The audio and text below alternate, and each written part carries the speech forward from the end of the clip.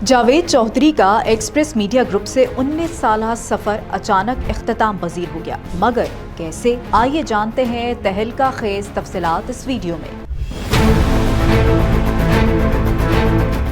पाकिस्तान के मारूफ सहाफ़ी, कालम निगार और एंकर पर्सन जावेद चौधरी का एक्सप्रेस मीडिया ग्रुप के साथ 19 साल ताल्लुक अचानक खत्म हो गया, जिसने सहाफ़ती हलकों में हैरत की लहर दौड़ा दी। जावेद चौधरी ने इस फैसले की तस्दीक करते हुए बताया कि इन्हें अचानक इदारे की जानिब से मुतला किया गया कि उनका एक्सप्रेस न्यूज़ के साथ ताल्लुक ख़त्म किया जा रहा है। इनके बकौल मुझे कहा गया कि हमारा साथ ख़त्म हो चुका है, आज मेरा आखिरी शो होगा। इनकी अचानक अलहदगी पर सहाफ़ी और अवामी हलकों में मुख्तलिफ रद्द-ए-अमल सामने आए हैं। सीनियर सहाफ़ी खुर्रम इकबाल ने कहा कि जावेद चौधरी ने तवील अरसा एक्सप्रेस ग्रुप को दिया, यूट्यूब और वेब प्लेटफॉर्म पर भी नुमाया काम किया। यूं अचानक अलहदगी अफसोसनाक है।